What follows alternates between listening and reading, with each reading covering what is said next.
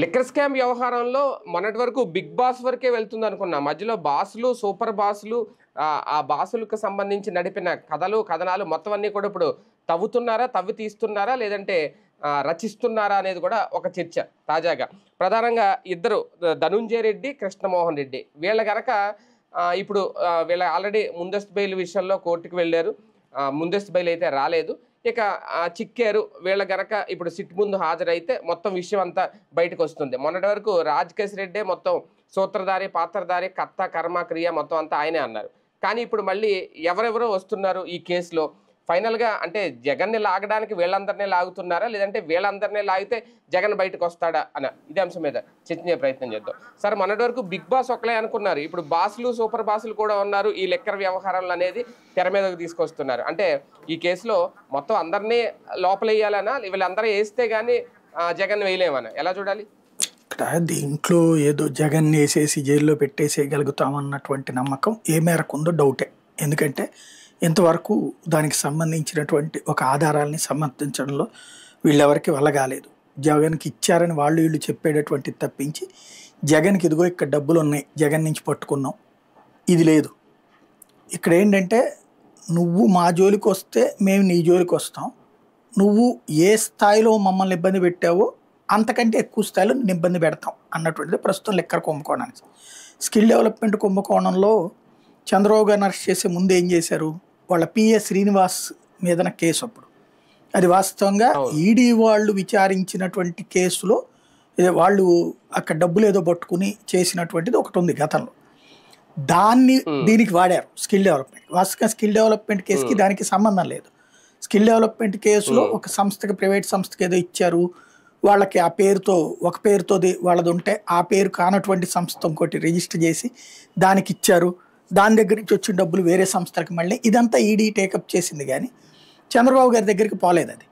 వీళ్ళు ఆ కేసులో సిఐడి ద్వారా విచారణ చేసినటువంటి సందర్భంలో బాబు గారిని అరెస్ట్ చేసే ముందు తెలుగుదేశం పార్టీ కార్యాలయానికి డబ్బులు వచ్చినాయి, అందులో ఈ డబ్బులు చేరుంటాయి అని వీళ్ళు డబ్బులు ఏం పట్టుకోలేదు, పైసా కూడా. అదే సందర్భంలో శ్రీనివాస్ కోసమని వెంట పట్టడం, ఆయన విదేశాలకు వెళ్ళిపోవటం, మళ్ళీ బాబు గారి అధికారంలోకి వచ్చాక ఆయన రావడం, ఆయన మీద పెట్టిన కేసును పక్కన పెట్టడం, ఇదంతా జరిగింది.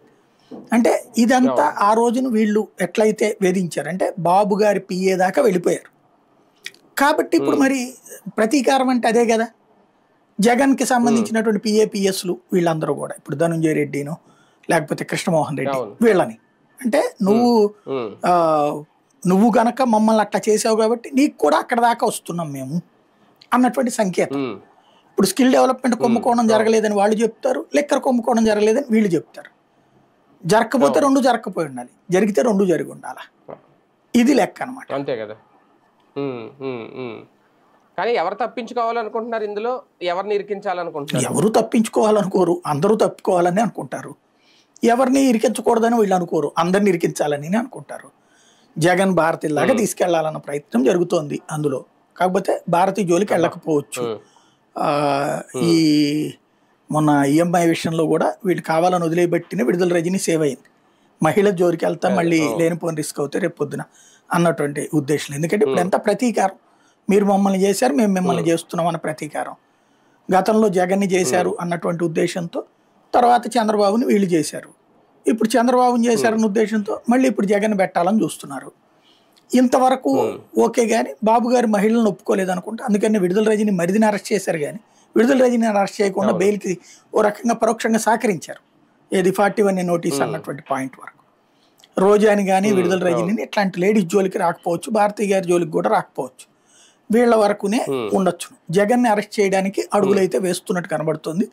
అయితే దానికి ఇంకా ఇప్పుడు క్రిందసారి వచ్చేటప్పటికి ఆ లెక్క ఉంది, ఏది సదరు సంస్థలోకి డబ్బులు వెళ్ళినాయి, స్కిల్ డెవలప్మెంట్కి సంబంధించిన డబ్బులు ఒక సంస్థలోకి వెళ్ళినాయి. ఆ సంస్థ దగ్గర నుంచి సిమెన్స్, ఒరిజినల్ సిమెన్స్ కాకుండా సిమెన్స్ ఇండియా అనేటటువంటి పేరుతో అసలు సిమెన్స్ నాకు సంబంధం లేదు అని చెప్పాడు. డిజిటెక్ ద్వారా అది అవతలకి వెళ్ళినటువంటి. కాబట్టి అక్కడ అదిగో ఒక సంస్థ పేరుతో ఒప్పందం చేసుకుని ఇంకో సంస్థకి నువ్వు ఎట్లా డబ్బులు ఇచ్చావన్నది అందులో దొరికింది పాయింట్. దాంతోపాటు ఆ డబ్బులు వివిధ బోగస్ కంపెనీలకు వెళ్ళి ఈడీ తేల్చడం కూడా దొరికింది. ఇప్పుడు మద్యం దాంట్లో ఈడీ ఇన్వాల్వ్మెంట్ లేదు. వీళ్ళు సేకరించిన సమాచారాలతో ఈడీ దగ్గరికి వెళ్ళటం వెళ్ళే ప్రయత్నం చేస్తున్నారు. కానీ దొరుకుంటే ఈ పాటికి ఈడీ వదిలిపెట్టేది కాదు. ఇంకోటి, రాష్ట్రంలో కానీ ఇతర రాష్ట్రాల్లో ఈ డబ్బులు గనక వెళ్ళుంటే అది పట్టుకోవడం వీళ్ళకి వల్ల కాదు సిఐడికి. జస్ట్ ఇప్పుడు రాజకేశ్ రెడ్డి లాంటి వాళ్ళ ద్వారా ఏదో 4 పేర్లు చెప్పించే ప్రయత్నం చేస్తున్నారు. లేదా వీళ్ళకి ఆల్రెడీ తెలిసినటువంటి ఇప్పుడు వీళ్ళు చేద్దాం అనుకుంటుంది ఏంటంటే రాజకేశ్ రెడ్డి వ్యాపారాల్లో ఉండే పెట్టుబడుల్నే జగన్ డబ్బుల కింద చూపించే ప్రయత్నం చేస్తున్నారు. అది వర్కౌట్ కాదు న్యాయస్థానాల పరిధిలో. ఎందుకంటే అదంతా కూడా సిస్టమేటిక్ దీంట్లో ఉంటుంది. ఈ కార్పొరేట్ కంపెనీలు కదా, వాటిని ఇంప్లిమెంట్ చేసేటటువంటి సందర్భంలోనే కొన్ని విధానాలు ఫాలో అవుతారు. ఏది అకౌంటెన్సీ కావచ్చు, లేకపోతే చార్టెడ్ అకౌంటెంట్ రిపోర్ట్ కావచ్చు, ఇవన్నీ ఇన్కమ్ ట్యాక్స్ కూడా పే చేస్తున్నారు ప్రాంప్ట్గా. కాబట్టి దాన్ని కేసు కింద చూపించడానికి కుదరదు. ఇంకేదో సాక్ష్యం వీళ్ళ దగ్గర ఉండాలి.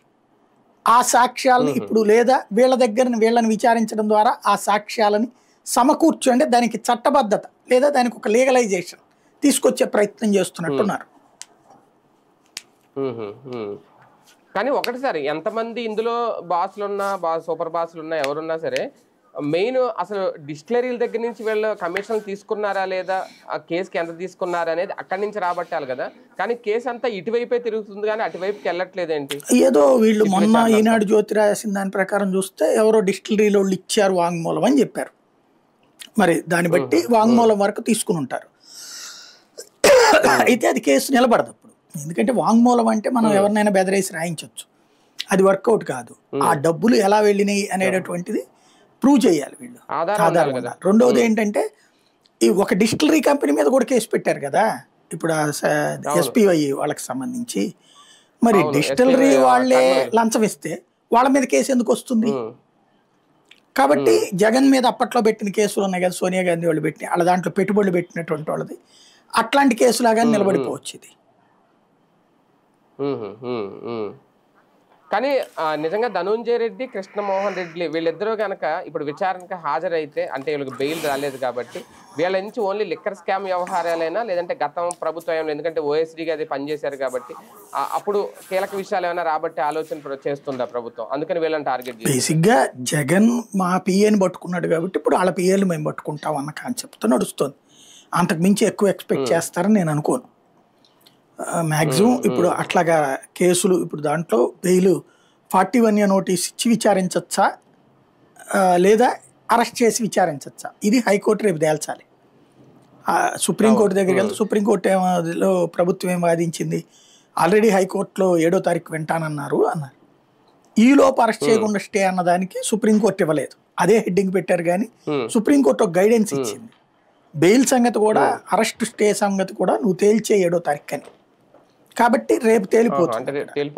వీళ్ళకి గనక 41A నోటీస్ ఇచ్చి వివరణ తీసుకోండి అన్నారు అనుకోండి, నథింగ్. ఎందుకంటే వీళ్ళు ప్రత్యక్ష పాత్రదారులు కాదు. ఇక్కడ ప్రభుత్వం తరపున వాదన కానీ ఎక్సైజ్ శాఖ వాదన కానీ వీళ్ళు డబ్బులు తీసుకెళ్లి జగన్ దగ్గర నుంచి తీసుకొచ్చి ఇచ్చారు అనేటటువంటి దానికి ఏం లేదు అక్కడ.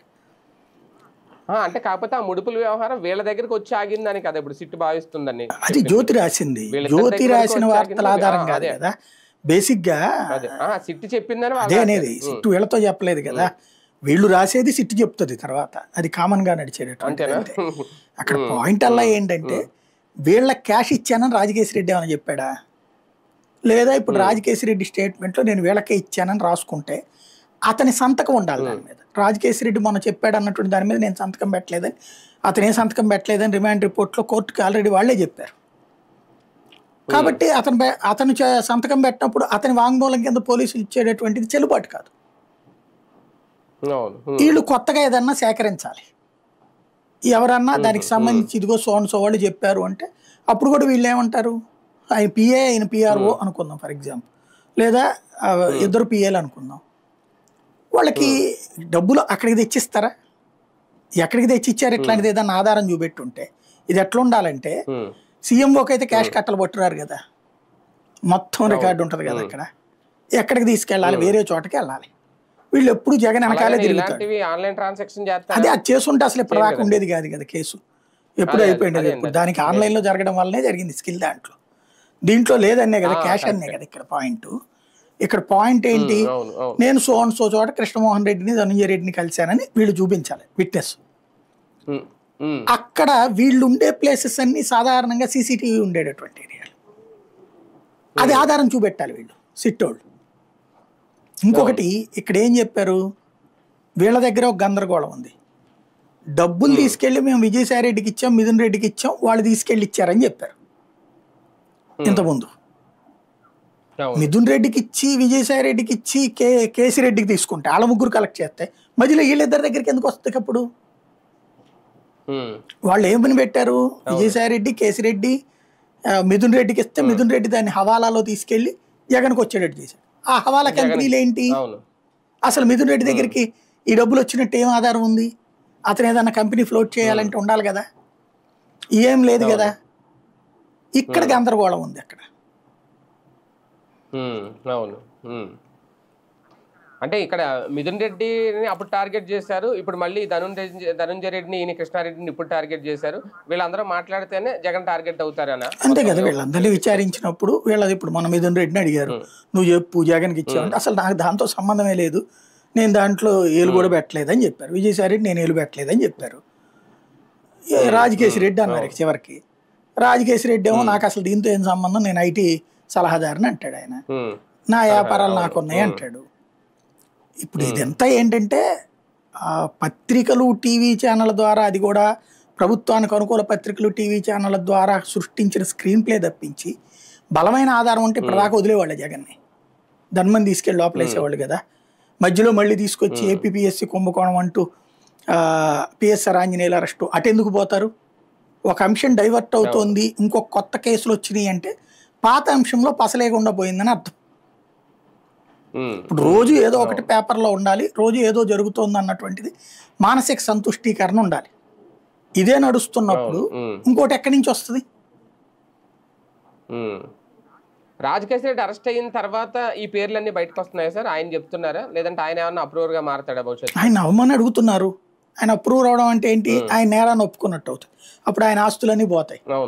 అందుకు ఒప్పుకుంటాడు ఆయన బేసిక్గా. ఆల్రెడీ ఇంతకుముందే తెచ్చేసుకున్నాడు కదా అరెస్ట్ తర్వాత జైలు, రిమాండ్ రిపోర్ట్, ఆ తర్వాత ఇంకేముంటది? బేసిక్గా ఒకటే, వీళ్ళందరితో జగన్ పేరు చెప్పించాలని.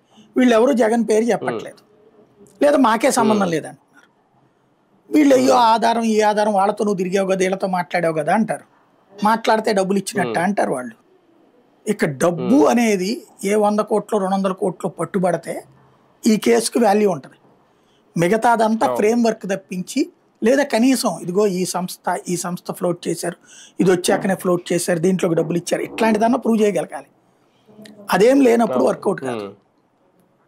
కానీ ఒక సందర్భంలో ఆలోచిస్తే, ఒక కోణంలో ఆలోచిస్తే విజయసాయి రెడ్డి గారు చెప్పింది అన్న నిజమవుతుందా? ఇప్పుడు ఈ ధనుంజయ రెడ్డి గారు వీళ్ళందరూ కూడా ఆయన ముందు నుంచి ఒక కోటరీ, జగన్ చుట్టూ కోటరీ ఉందన్నారు. ఆ కోటరీలో ఉన్న వాళ్ళందరూ ఇప్పుడు ఈ లిక్కర్ స్కామ్ లో ఇరుక్కోబోతున్నారా? అరెస్ట్ ఇప్పుడు ఆయన కూడా కోటరీలో ఉండి అరెస్ట్ అవ్వాలి కదా లెక్క ప్రకారం. అయితే ఆయన ప్రధాన కోటరీ ముందే చెప్పేశాడు కదా, 2 మీటింగ్లో ఉన్నాను తర్వాత. అది కాదు, కోటరీ అనే పాయింట్ వస్తే జగన్ అధికారంలో ఉన్నంత వరకు ఆయన కోటరీలో భాగస్వామే కదా. ఆయన తెలియదని చెప్తే మరి అప్పుడు ఇంకెవరికి తెలియదు, అంతే కదా. అంటే ఆయన తప్పించి అందులో ఆయన అప్రూవర్ అవ్వాలి కదా. అప్పుడు అప్రూవర్ అవ్వాలంటే ఆయన నేరం ఒప్పుకోవాలి. నాకు సంబంధం లేదంటున్నాడు కదా ఆయన ఏమీ ఆధారం ఏం చూపించలేదు కదా. వాళ్ళు మీటింగ్ అయ్యారు అంతవరకే, వాళ్ళు తిన్నారని ఏం చెప్పట్లేదు కదా. అతను కనుక్కోమన్నాడు రాజకేశి రెడ్డిని, అతను నాకు సంబంధం లేదన్నాడు. ఏం చూపెడతారు అక్కడ? కానీ ఒక రకంగా ఒక సగం వరకు అప్రూవర్ అయిపోయారేమో విజయసాయి రెడ్డి. అప్రూవర్ వేరు, ఆరోపణలు వేరు. ఆంధ్రజ్యోతి రాసేది కూడా ఆరోపణే, ఈనాడు రాసేది కూడా ఆరోపణే. వాళ్ళు అప్రూవర్గా మారినట్టు కాదు కదా. హింట్ ఇవ్వడం అంటే తన మీద నుంచి మళ్ళించుకోవడానికి హింట్ ఇవ్వడం, వేరే వాళ్ళ మీదకి తోయడం, అది. కానీ ఇప్పుడు వీళ్ళిద్దరి విషయంలో, ధనుంజయ రెడ్డి కృష్ణమోహన్ రెడ్డి విషయంలో, అంటే ఓకే రేపటి వరకు ఉంది, ఒక్కంటే బెయిల్ వస్తుందా ఏంటనేది. ఒకవేళ రాకపోతే కనుక వీళ్ళతో ఆగుతుందా, ఇంకా ఎవరైనా ఇందులో బయటకు వీళ్ళప్పుడు అరెస్ట్ చేస్తే అప్పుడు జగన్మోహన్ రెడ్డిని తీసుకొచ్చే ప్రయత్నం చేయొచ్చు, చెప్పనొచ్చు వీళ్ళని. చూడాలి. అంటే ఆల్మోస్ట్ ఒక కొలిక్కి వచ్చేస్తుంది అనుకోవచ్చా సార్ కేసు? ఇప్పుడు కేసు కొలిక్కి వచ్చాడు అంటే డబ్బులు దొరికినప్పుడు అండి. మిగతా అదంతా కేసు ఆల్రెడీ కొలిక్కి వచ్చేసినట్టు వీళ్ళ దృష్టిలో. అంటే వీళ్ళు ఇచ్చే వాంగ్మూలాలు, సాక్షులు ఇచ్చే వాంగ్మూలాల ఆధారంగా రేపొద్దున్న ఛార్జ్ షీట్ నమోదు చేసే అవకాశం. మిథున్ రెడ్డి మెయిన్ అయినప్పుడు మిథున్ రెడ్డిని ఎప్పుడో విచారించారు కదా. విజయసాయి రెడ్డి మెయిన్ అయినప్పుడు విజయసాయి రెడ్డిని ఎప్పుడో విచారించారు కదా, రాజకేశ్ రెడ్డి మెయిన్ అయినప్పుడు ఎప్పుడో విచారించారు కదా, మరి ఎందుకు కొలిక్కి రాలేదు? అసలు రాజకేశ్ రెడ్డి మెయిన్ ఇంకా అంతటితో మరి ఎందుకు ఆగిపోతుంది, కొలిక్కి రాలేదు అంటున్నా. చాలా మలుపులు తిరుగుతుంది కదా. కొలిక్కి రావడం అనేది ఏమీ లేదు ఇక్కడ, ఇందులో ఎలాగ ఫ్రేమ్ చేయాలన్న దాని చుట్టూతోనే తిరుగుతుంది వ్యవస్థ అంతా కూడా. అంటే కొలిక్కి రావడం ఎప్పట్లో క్లోజ్ చేయడం అయితే ఎలా చెయ్యాలని సాగే కొద్ది సాగు. ఒకటి రాయేసాము, అవతల వాళ్ళకి తలకాయ పగలకూడదాం అనుకున్నాము, బొప్పి కట్టింది, ఆ బొప్పికి సంబంధించి రాయేయడం కరెక్టే అని నిరూపించాలి. ఇప్పుడు ఆ ప్రయత్నం జరుగుతుంది. పెద్ద బాధ్యత మీద పెట్టుకున్నారు.